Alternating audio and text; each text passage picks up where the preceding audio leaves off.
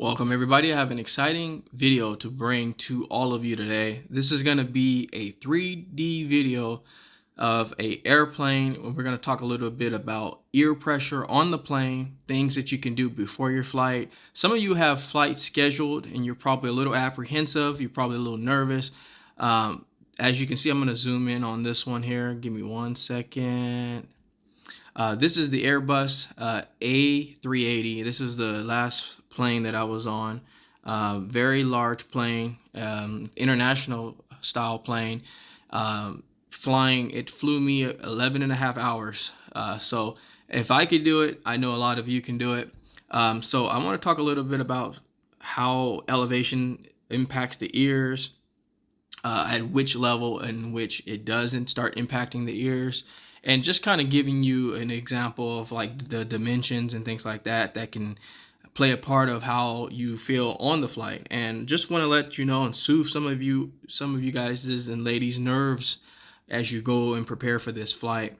A lot of times you start to think the worst. You think, okay, I'm gonna probably have a breakdown or some kind of horrible situation on the flight and things like that. And I just want to kind of soothe you all and just kind of let you know, kind of calm the nerves basically. So let's talk a little bit about the dimensions here. As you can see, the biggest plane being the one at the bottom, that's the one I was on. And if you all are taking international flights, you most likely would be on something that size. Fairly large plane, can hold a incredible amount of people. I'm not exactly sure of the number, but it does hold a large amount of people. The Boeing 747, a lot of you have probably been on that one. That one might be the one you will probably be taking if you're not leaving your country, or maybe even a little smaller. But it does vary depending on the size of the plane. I realize when I've taken the larger planes, my ear pressure and sensations that I would feel were not that bad. So hoping that a lot of you are taking the larger style plane. If not, you probably will be just fine as well. Let's start talking a little bit. Let's get into the animation here. Is really what I wanted to show all of you. So I'm going to load this animation up. So as you can see here, I'm going to show you how the takeoff is.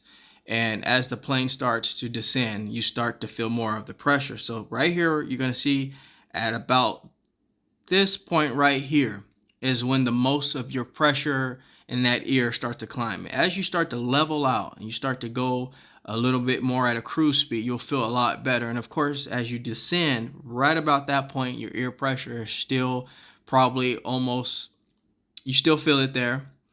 And it's one of those things. So I want to let you all know that as you begin to take off, try to see if you can have, before you even take the flight, make sure to pop in your earbuds. What I usually use now, I use headphones. I use the over-the-ear headphones. That helps me tremendously. I have some music playing, so it kind of drowns out a lot of the background noise and the distractions. So I usually use my over-the-ear headphones. And you can also use earplugs. You can use there's different sizes of earplugs, but I really found that if you use like the child size earplugs, that helps. I have some for my kids and I use it too. Whenever I am going to be going on a flight and it's going to be a long one. But I definitely recommend that you bring these things ahead of the time because you want to start just preparing yourself. But it's nothing to be nervous about. Honestly, it's not something that you should worry about. If you have a lot of pressure before your flight, I recommend to do a nasal flush. Now you can use a neti pot, and there's different style of neti pots. There's the kind where it looks like almost like a teapot, and you can kind of pour basically it's going to be warm water and saline, and you can use a full pack or you can use half a pack.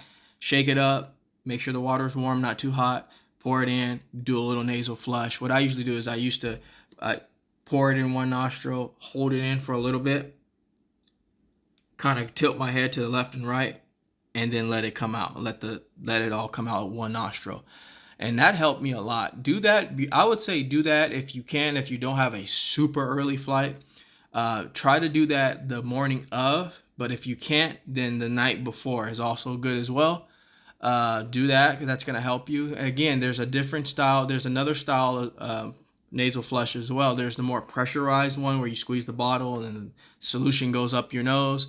I never used that one much. I found that one to be a little bit more disruptive to my nasal passages, so I just kind of used a neti pot. It was just perfect enough for me.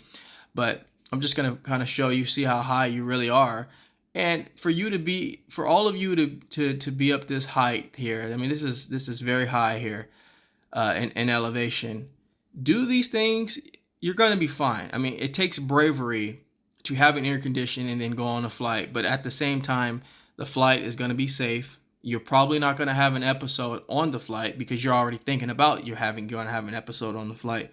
Most of the time, I would say 90% of the time, if you're already apprehensive, you probably are going to be just fine. It's usually when things go wrong is when you're not thinking about it. So I don't want you all to be nervous going to the flight at all. Enjoy your trip.